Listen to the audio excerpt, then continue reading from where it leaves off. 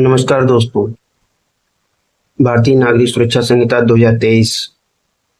का यह लेक्चर 9 है। इस वीडियो में हम जानेंगे कि पुलिस वारंट के बिना कब गिरफ्तार कर सकती है, उसकी क्या प्रक्रिया है। चलिए वीडियो स्टार्ट करते हैं।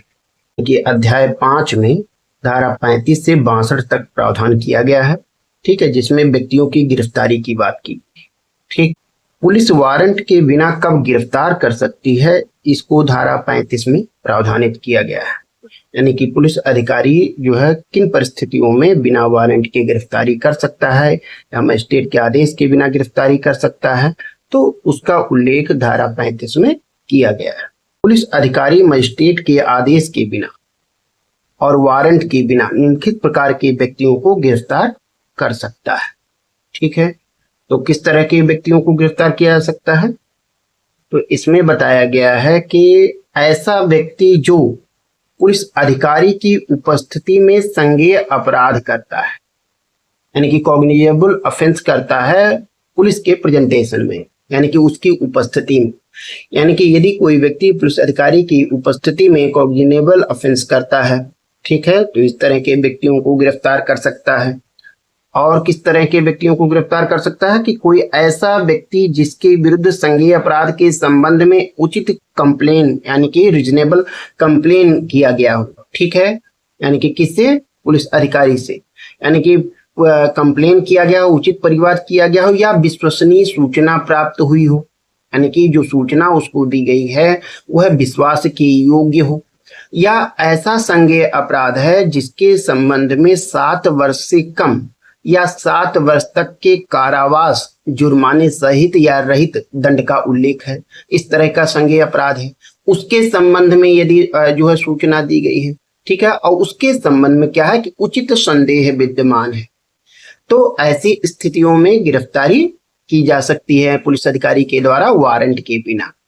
यानी कि यदि पुलिस अधिकारी को उचित संज्ञेय अपराध के संबंध में उचित परिवाद उसको प्राप्त हुआ है, या विश्वसनीय सूचना प्राप्त हुई है कि ऐसे संज्ञेय अपराध के संबंध में उसको सूचना प्राप्त हुई है कि जिसमें 7 वर्ष से कम या 7 वर्ष तक के कारावास, जुर्माने सहित या रहित दंड से संबंधित है वह अपराध, उसके संबंध में उचित संदेह पुलिस अधिकारी को विद्यमान हो। ठीक है, तो ऐसी स्थितियों में पुलिस अधिकारी वारंट के बिना गिरफ्तार कर सकती है। इन परिस्थितियों में पुलिस अधिकारी वारंट के बिना गिरफ्तारी तभी कर सकता है कि जब उसके पहले निम्नलिखित शर्तों को पूरा किया गया हो पुलिस अधिकारी के द्वारा।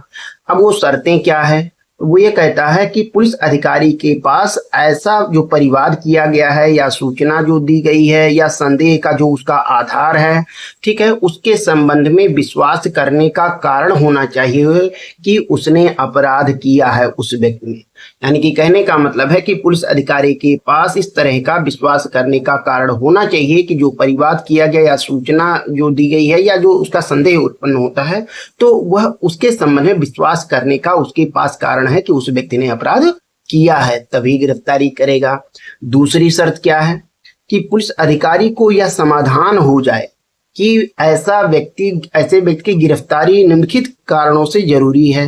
ना। यानी कि पुलिस अधिकारी को यह समाधान हो जाता है कि उस व्यक्ति की गिरफ्तारी निम्नलिखित कारणों से जरूरी है। अब वो कारण कौन से हैं? वो कारण यह हैं, ऐसा व्यक्ति कोई और अपराध न कर सके इसके नाते, यानी कि आगे कोई इस तरह का अपराध और न कर सके, संज्ञेय अपराध, इसके लिए। ठीक है, अपराध के समुचित अन्वेषण के लिए, यानी कि समुचित अन्वेषण के लिए जरूरी है कि उसकी गिरफ्तारी हो, नहीं तो वो जो है एविडेंस से छेड़छाड़ कर सकता है, गवाहों को धमका सकता है। तो इसके नाते कहा गया कि अपराध के समुचित अन्वेषण के लिए, साक्ष्य को गायब करने या साक्ष्य के साथ छेड़छाड़ करने से रोकने के लिए, कि वो साक्ष्य के साथ छेड़छाड़ न कर सके, अन्वेषण में बाधा न पहुंचा सके, है ना, तो इसके लिए। ठीक है, मामले के तथ्यों से परिचित व्यक्तियों को, ठीक है, तथ्यों को पुलिस अधिकारी या न्यायालय के समक्ष प्रकट करने से रोकने के लिए, उसे उत्प्रेरित करने, धमकी देने या वचन देने से रोकने के लिए कि वह व्यक्ति तथ्यों से परिचित व्यक्तियों को न्यायालय में या पुलिस अधिकारी के समक्ष उपस्थित होने से रोकने के लिए उसको प्रेरित ना कर सके, उसको धमकी ना दे सके या वचन देने से रोकने के लिए जो है धमकी यदि देता है तब, तो इस तरह की चीजों को रोकने के लिए। और ऐसे व्यक्तियों की न्यायालय में उपस्थिति सुनिश्चित करने के लिए, यानी कि न्यायालय जब कार्यवाही के लिए उस व्यक्ति को बुलाए तो वह न्यायालय में उपस्थित हो सके, इसके लिए जो है जरूरी है गिरफ्तारी। तो इन स्थितियों में पुलिस अधिकारी उपरोक्त परिस्थितियों में वारंट के बिना गिरफ्तारी कर सकता है। अब इसके लिए और प्रक्रिया क्या है, तो इसके लिए प्रक्रिया आगे भी है। तो वो ये कहता है कि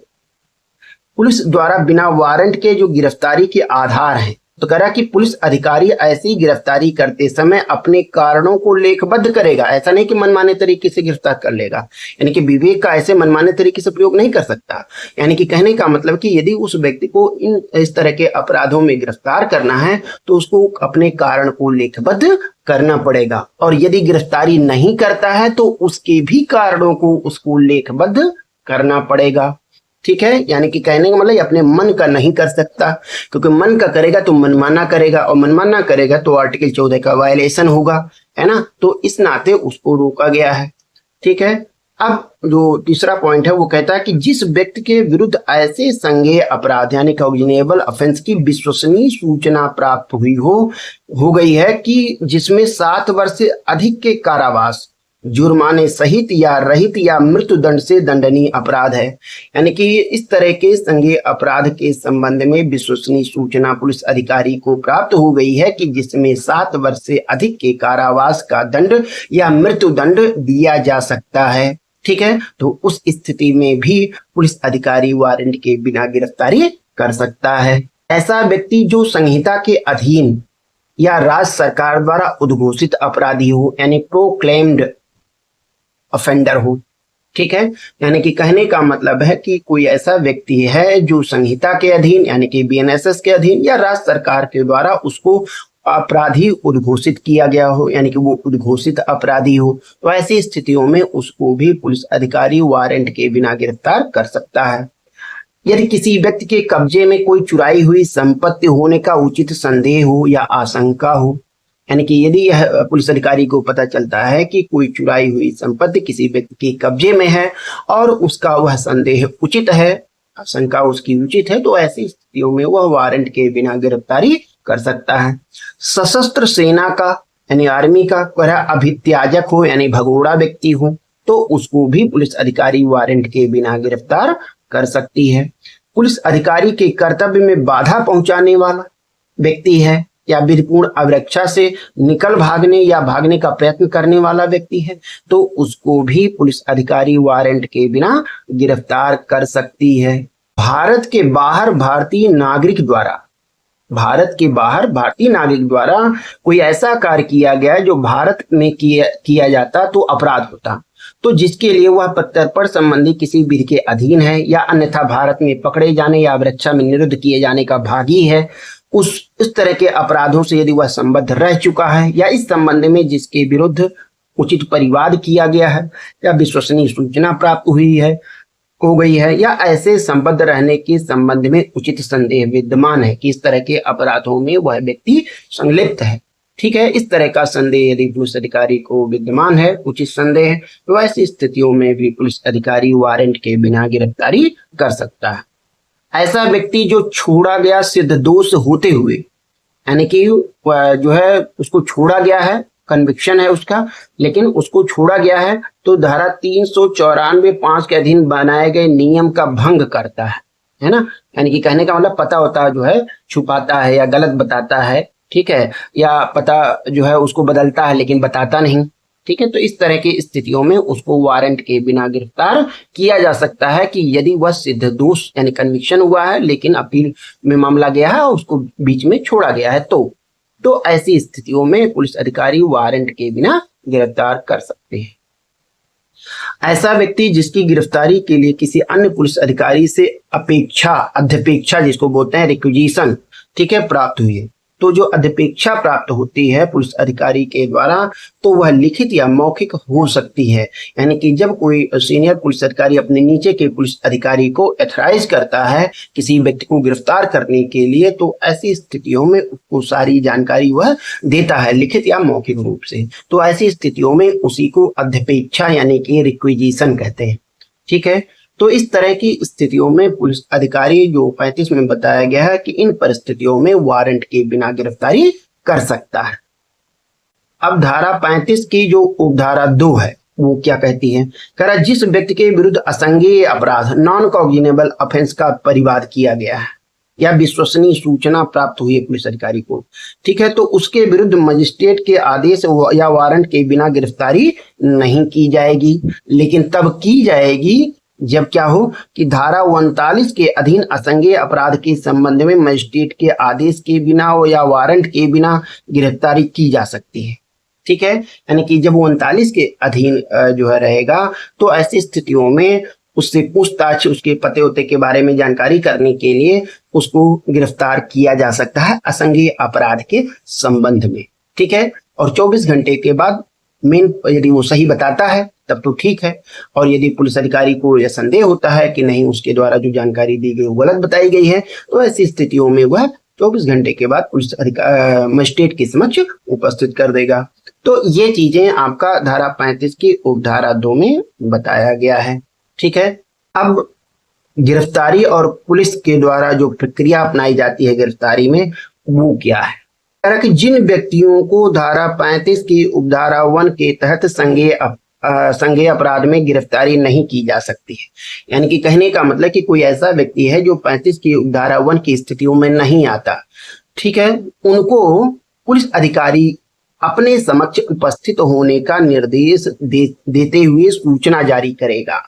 यानी कि कहने का मतलब कि कोई ऐसा व्यक्ति है जो 35 की उपधारा 1 की परिस्थितियों में नहीं आता है और तब ऐसी स्थितियों में किसी अपराध के लिए पुलिस अधिकारी अपने समक्ष उपस्थित होने का निर्देश देते हुए सूचना जारी करेगा उस व्यक्ति को जो किसी अपराध से जुड़ा हुआ है, जो 35(1) की स्थिति में नहीं आता। ठीक है, तो ऐसी स्थितियों में ये धारा 35 की उपधारा 3 में ये व्यवस्था की गई। फिर कहता है यदि सूचना पाने वाला, यानी कि इस तरह से जब सूचना दी गई है, सूचना जिस व्यक्ति को दी गई तो सूचना का यदि वो अनुपालन कर रहा है तो उसे सूचना में वर्णित अपराध के संबंध में पुलिस अधिकारी उसे तभी गिरफ्तार कर पाएगा जब उसके विचार में लेखबद्ध कारणों से गिरफ्तारी करना आवश्यक है। 35 की उपधारा 4 और 5 की बातें ये बता रहा है।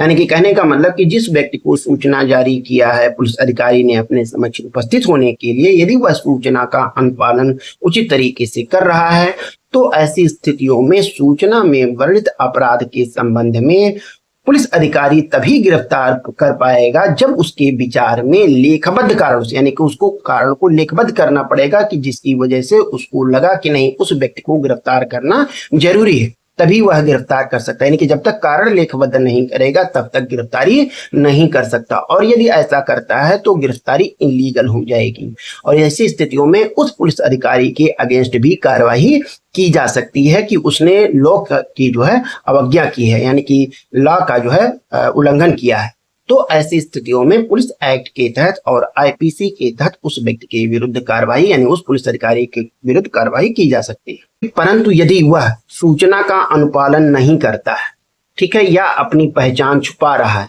तो पुलिस अधिकारी सक्षम न्यायालय द्वारा, ठीक है, यानी कि सक्षम न्यायालय द्वारा इस संबंध में यदि कोई आदेश दिया गया है तो उस आदेश के अधीन रहते हुए, नहीं दिया गया है तो कोई बात नहीं, रहते हुए सूचना में वर्णित अपराध के लिए उसे गिरफ्तार कर सकता है धारा 35 की उपधारा 6 के तहत। यानी कि कहने का मतलब है कि यदि पुलिस किसी भी व्यक्ति को यह लगता है कि उस व्यक्ति को जो है पुलिस अधिकारी वारंट के बिना गिरफ्तार कर सकता है और वह व्यक्ति धारा 35 की उपधारा 1 की परिस्थितियों में नहीं आता है, तो ऐसी स्थितियों में वह मजिस्ट्रेट के समक्ष उपस्थित होकर के वहां से इस तरह का आदेश ले सकता है कि उसकी गिरफ्तारी न की जाए। लेकिन लीजिए कि उसमें क्या कहते हैं एंटीसिपेटरी बेल को प्रयोग किया जाता है, तो इस तरह की स्थितियां यदि हैं तो ऐसी स्थितियों में उस आदेश के अधीन रहते हुए ही पुलिस अधिकारी जो है उस व्यक्ति को वारंट के बिना गिरफ्तार कर सकता है, नहीं तो फिर नहीं कर सकता। यानी कि उस आदेश में यदि यह लिख दिया गया कि उस व्यक्ति को गिरफ्तार नहीं किया जाएगा तो पुलिस अधिकारी गिरफ्तार नहीं कर सकती। किंतु यदि इस तरह का कोई आदेश नहीं है तो पुलिस अधिकारी वारंट के बिना उस व्यक्ति को गिरफ्तार कर सकता है। इसमें आगे कहता कि 3 वर्ष से कम के जो अपराध है, ठीक है,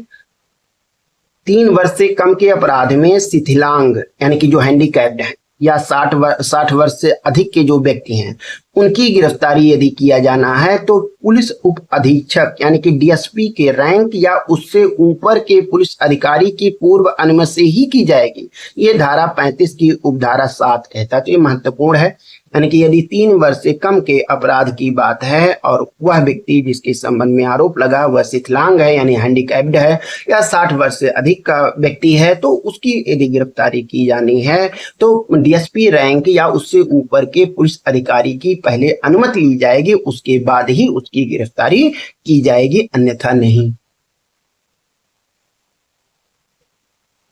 अब वारंट के बिना जो अन्य जो धाराएं हैं जिसमें वारंट के बिना पुलिस अधिकारी द्वारा गिरफ्तारी की जा सकती है तो वो धारा 61 है। तो धारा 61 में ये बातें हैं कि यदि कोई व्यक्ति विधिपूर्ण अभिरक्षा से निकल भागा है यानी कि लीगल कस्टडी है तो जिस व्यक्ति की अभिरक्षा से वह व्यक्ति निकल भागा है तो अभिरक्षा रखने वाला व्यक्ति उसे कहीं भी गिरफ्तार कर सकता है। लेकिन अब यहाँ जो व्यक्ति शब्द का लिखा है तो यहाँ पुलिस जो है पुलिस अधिकारी भी हो सकता है और कोई प्राइवेट व्यक्ति भी हो सकता है। यदि उसकी कस्टडी से लीगल कस्टडी से कोई व्यक्ति निकल भागा है तो उसको वह कहीं भी गिरफ्तार कर सकता है यानी कि उस पर कोई रोक नहीं है। ठीक है, यानी एक तरह से वारंट के बिना गिरफ्तारी वहां कर लेगा वो, यानी उस व्यक्ति को फिर पकड़ लेगा। ठीक है, अब बात आती है कि धारा 128 या 129 के किसी वर्ग के अंतर्गत आने वाले जो व्यक्ति हैं, ठीक है, उनकी गिरफ्तारी भी वारंट के बिना पुलिस अधिकारी कर सकता है। ठीक है, तो 128 और 129 की जो बात की गई तो 128 में संदिग्ध व्यक्तियों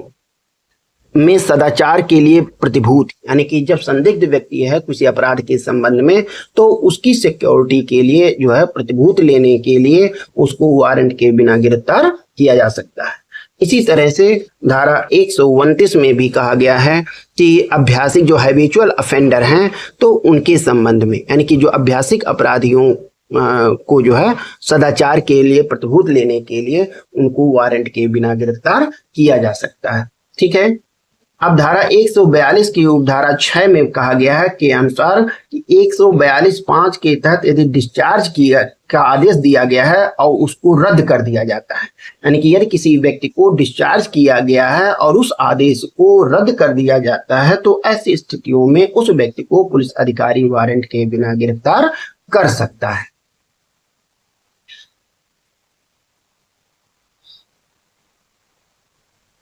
अब धारा 170 की उपधारा 1 के तहत जो संज्ञेय अपराध का किया जाना रोकने के लिए, ठीक है, बिना वारंट या मजिस्ट्रेट के आदेश के बिना पुलिस अधिकारी गिरफ्तारी कर सकता है। ठीक है, धारा 473 की उपधारा 3 के अनुसार भी जिन शर्तों पर दंडादेश का निलंबन या परिहार किया गया है यदि उन शर्तों का उल्लंघन किया जाता है या इस तरह के आदेश को रद्द कर दिया जाता है तो ऐसी स्थितियों में पुलिस अधिकारी वारंट के बिना गिरफ्तारी कर सकता है। ठीक है, धारा 482 की जो उपधारा 3 है यानी कि अग्रिम जमानत के संबंध में तो कह रहा है कि अग्रिम जमानत यदि नामंजूर कर दिया जाता है तो ऐसी स्थितियों में पुलिस अधिकारी उस व्यक्ति को बिना वारंट के गिरफ्तारी कर सकता है। ठीक है,